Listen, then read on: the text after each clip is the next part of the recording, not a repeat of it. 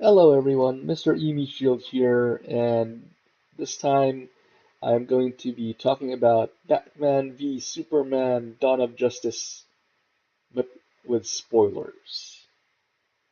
If you haven't seen my spoiler-free review, I will have a link in the description.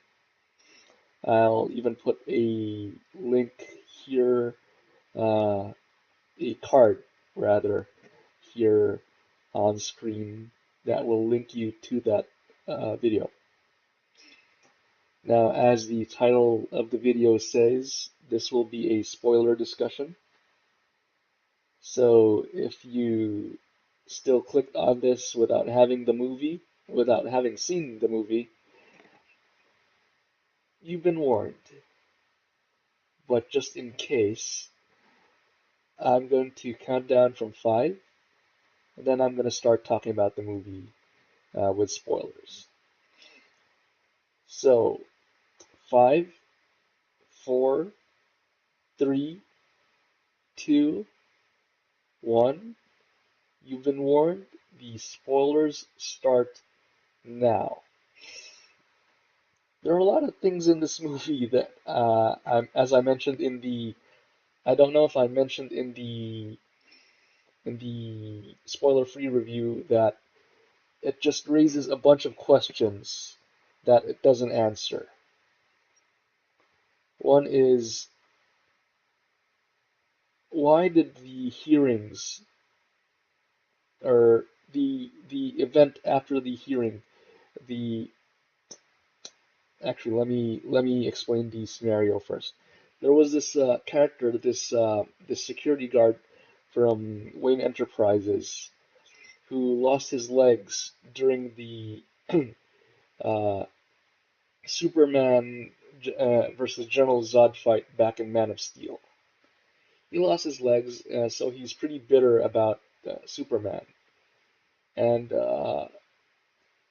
Bruce Wayne, Wayne Enterprises was supposed to be sending him money, I guess, monthly as compensation for what happened to him.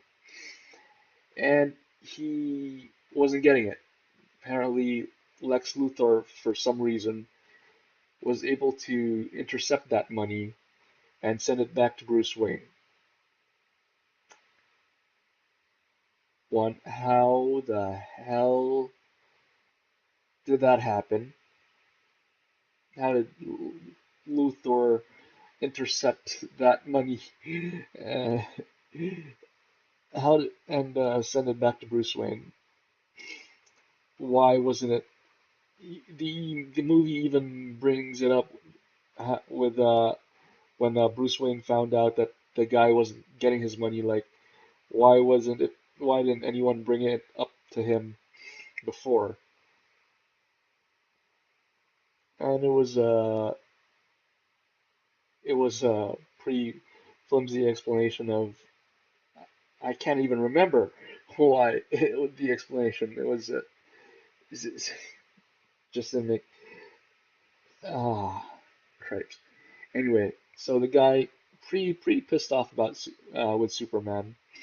He's the guy who graffitis the Superman statue with the words "false god," and he gets arrested for that. Lex Luthor busts him out and gives him a new nifty little high-tech wheelchair. And he dresses him up and says, "Yeah, go to the senator and go to the hearing. Tell tell her your story, and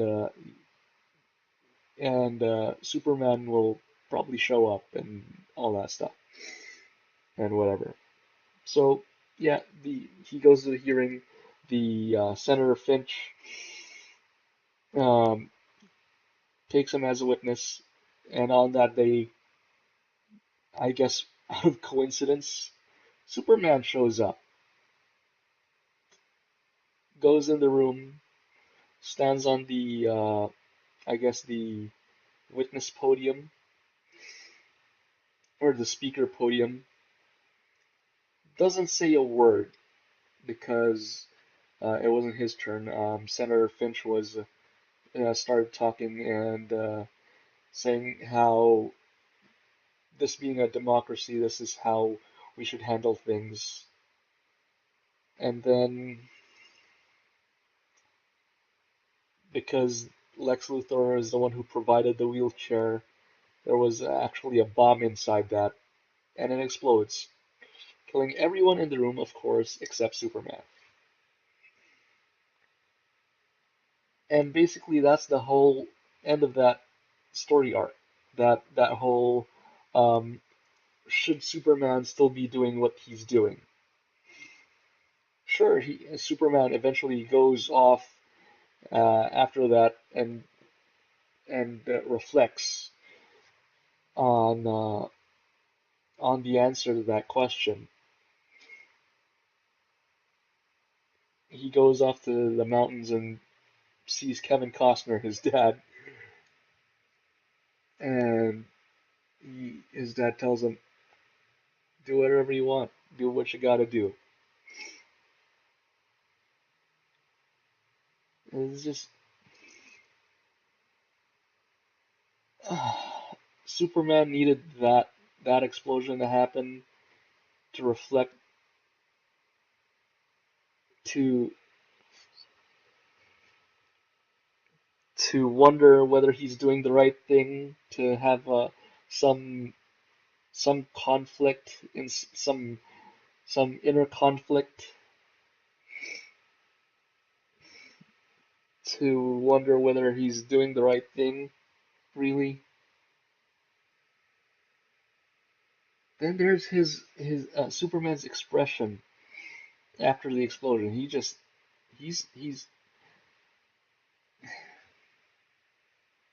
doesn't look angry. He doesn't look sad, I guess, but he just he doesn't uh, really emote during that time. Anyway, that's one of the issues I had with it. Another one is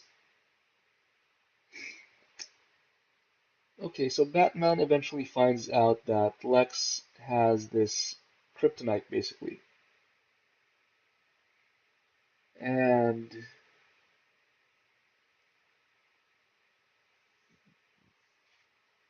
let me go back. Through Batman's investigations, because he's going after this thing called the White Portuguese, he eventually gets to Lex. Uh, all his investigations, as I said in the spoiler-free review, his investigations lead to Lex. And it seemed to me, it made it look like before he got the information he needed from Lex's servers, that he already knew what Lex had, that he already knew that Lex had something that will be able to fight Superman.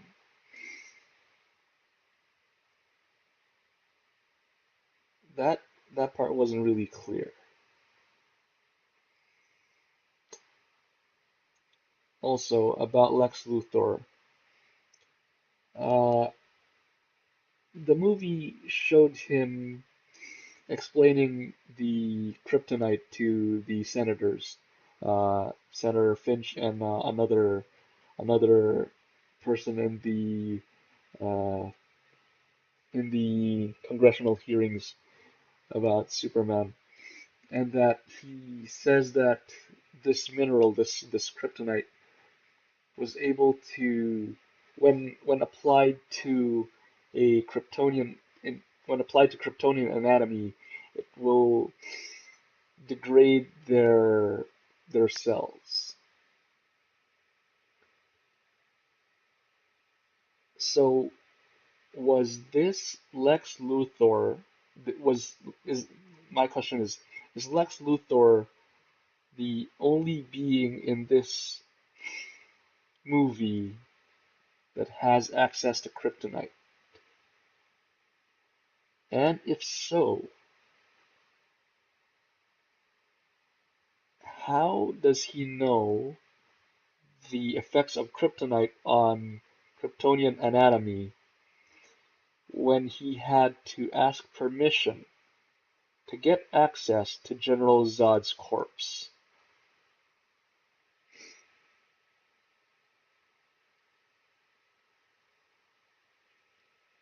Was there another dead Kryptonian body available? I don't think so, because all the other Kryptonians uh, were sent back to the negative zone, I think, in by the end of Man of Steel, right? Well, like General said, there he and Superman were the last Kryptonians left, or maybe not sent back to the negative zone, but maybe killed or something. I don't know. So yeah, basically my question is, if Alexander Luthor needed to ask permission to get access to General Zod's body, how does he know what the effects of the kryptonite will have on Kryptonian anatomy? Because it's in that part where he's like opening up Jolly Ranchers and trying to feed it to that one guy that I guess he's also a senator or something, where the that senator asks Lex Luthor what he wants, and he wants access to the Kryptonian ship, the crashed Kryptonian ship. Which, why didn't Superman take that thing? Who's gonna stop him from taking that thing? Why is it still there? Why did he just leave it there? So Lex Luthor asks access to that and access to uh, Superman to General Zod's corpse. So yeah, that's my other issue with the movie. Another thing is, apparently Batman is clairvoyant or psychic or something, because his dreams are basically visions. I wouldn't even really call it visions, but okay, fine. Yeah, they are visions. He's able to see basically the future. And here's the thing. One of these quote unquote visions is apparently the Flash talking to him. And okay, I get that the Flash is able to. One of the Flash's abilities is to go to run so fast that he can go back in time or go forward in time. Okay, I get that. I'm totally, I'm on board with that. Except at the time that the vision was happening, Bruce Wayne was asleep, and we know that because after the vision, he wakes up. So, if that particular vision was Flash going back in time to warn him of something, how could he do so through Bruce Wayne's dream? That doesn't make sense. At least not to me. I didn't even think it was the Flash. I thought it was Cyborg. Uh, then, of course, the trailers, it shows the Batman sees the Omega symbol and the parademons. How is he getting these dream visions? Why why would he see an omega symbol where when in this movie he hasn't there wasn't even any signs of one.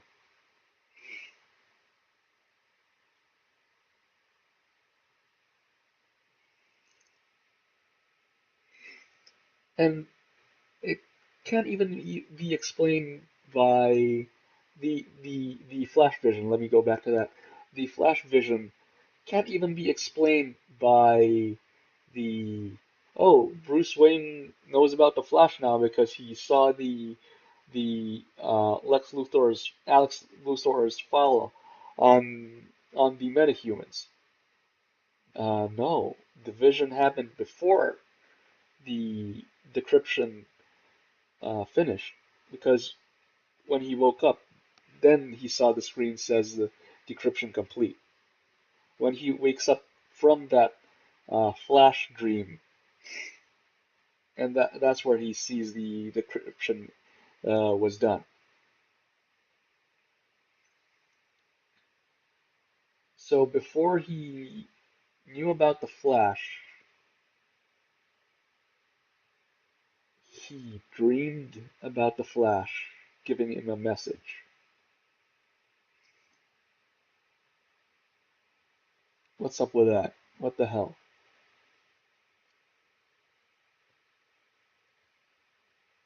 And then the the Superman being evil thing.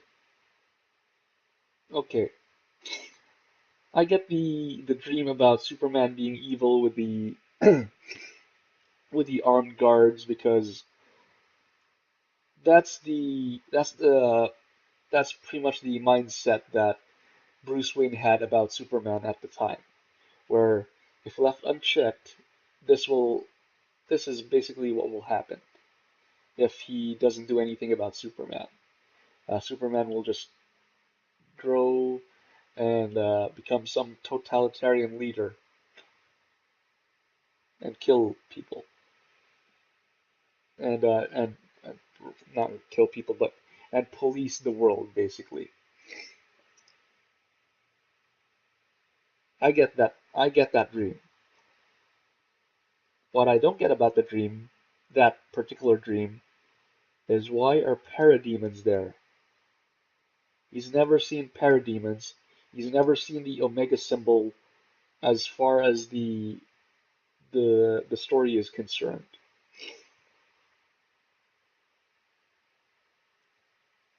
Is he just is he just uh, he's just guessing what other aliens look like? I mean, yeah, the dreams look cool. They just don't make sense.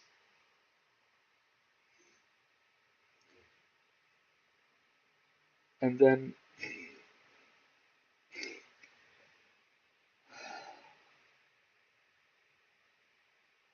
DC's just really, really pushing towards that Justice League movie.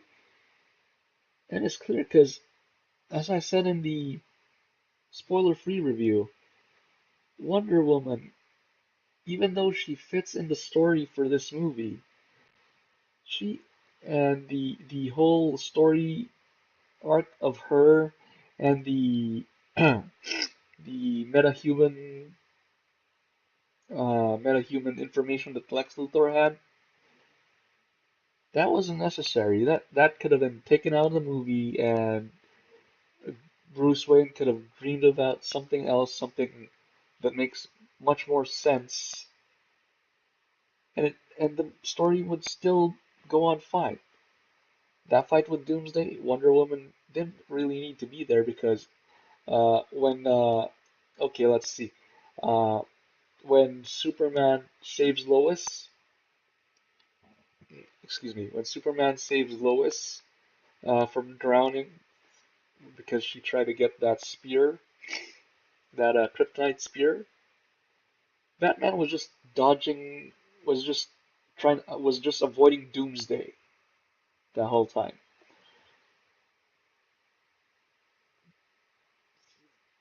Uh, Wonder Woman helped during that fight, sure, and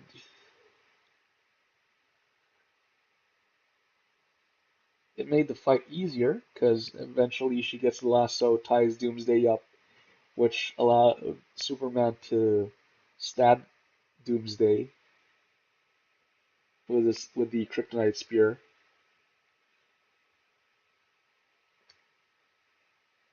But really, that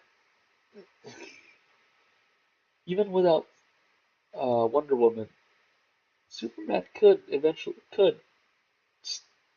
stab Doomsday. I mean, remove Wonder Woman from the picture. Batman could eventually shoot Doomsday with the kryptonite gas, have him like woozy from that, and then Superman stabs Doomsday.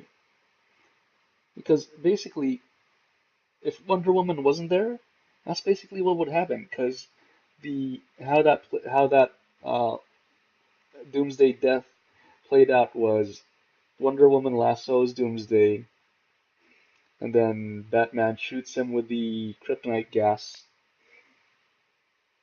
and then Superman comes in for the stab. Wonder Woman isn't there. Batman still would still eventually be able to hit Doomsday with the gas, and then Superman can still come in with a stab. Hell, you don't even need Wonder Woman to cut off Doomsday's hand to get him to grow the spikes there. He could just they could just make it so that spikes grew there anyway from his hand, and then stab Superman to get the whole death of Superman thing to happen.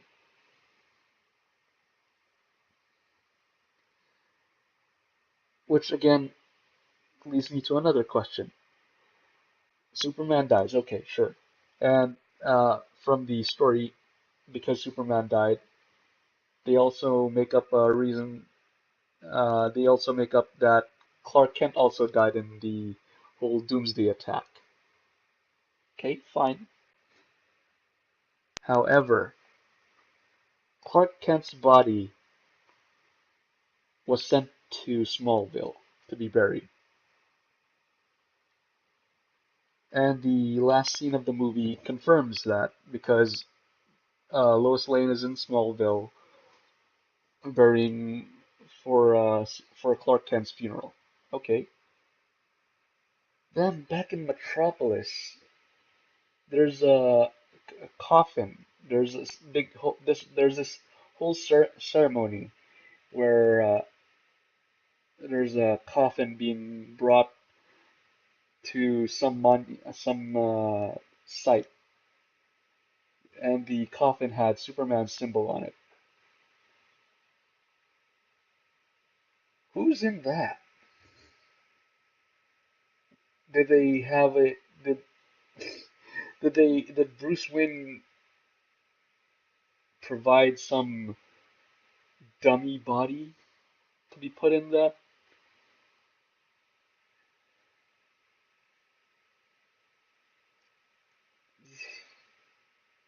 Doesn't make sense. Also, the Superman Batman fight, as awesome as the fight is, the way it ended made no sense at all.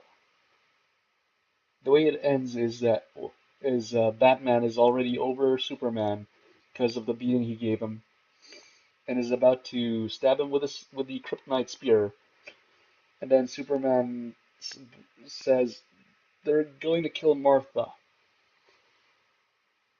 and Batman's taken aback from that, and starts asking why are you saying that name? Who's why? Oh, how do you know Martha?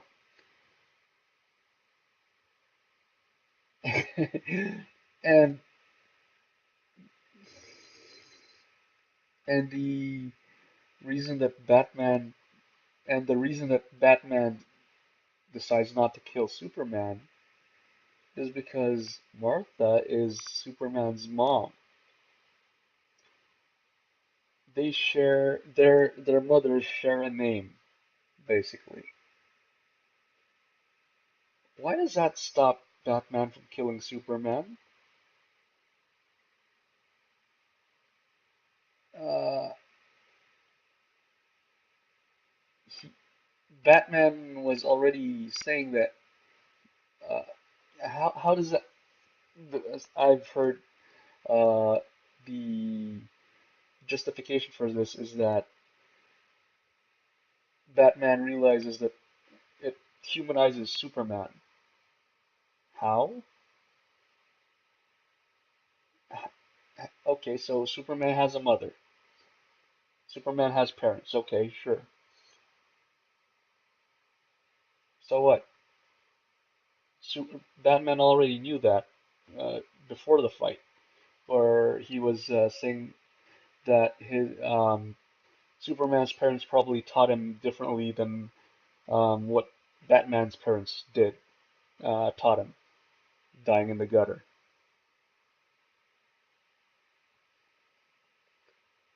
And it can't even be Batman realizing that what he's doing is wrong, that he shouldn't kill anyone, because in this movie, Batman kills a hell of a lot of people. Uh, that's the thing too. Superman also doesn't have any problems killing bad guys, because in the beginning of the movie, Lois Lane goes to this terrorist, I guess warlord, for an interview, and then she gets into trouble because apparently the her cameraman is some CIA guy. So she gets taken hostage. Superman comes in to save her, and how he does that is that he uses his super speed uh, to the warlord had Lois in front of her, using her as a human shield.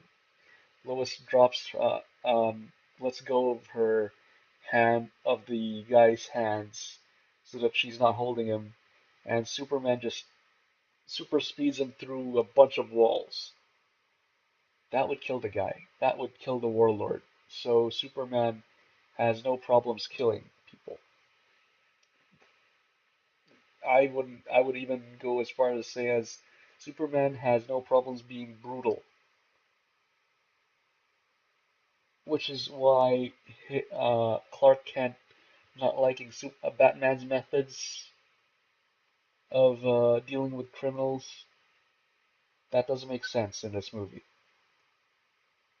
How is Superman's way of dealing with criminals or with bad guys different from Batman's?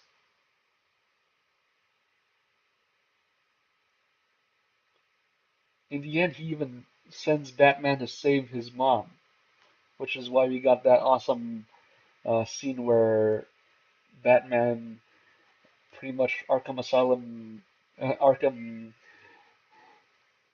which is pretty much where we get the Arkham style fight between Batman and the goons. So suddenly, because Superman's mom is in trouble, he's okay with Batman's methods of brutalizing criminals. Is that it?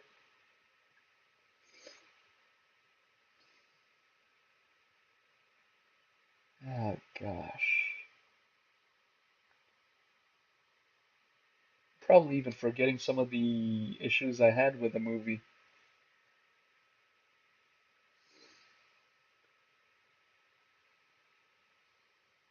Anyway, yeah, I guess that's it for now. Those are the only ones I can remember off the top of my head. Thanks for watching, guys. Uh, let me know if you like this video. Let me know in the comments. Let me know what you didn't like about this video.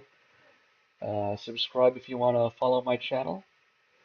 and see more of my content. You can also follow me on social media. The links will be below, and the URLs should be popping up on the screen now. I'll see you guys in the next one. Thanks for watching.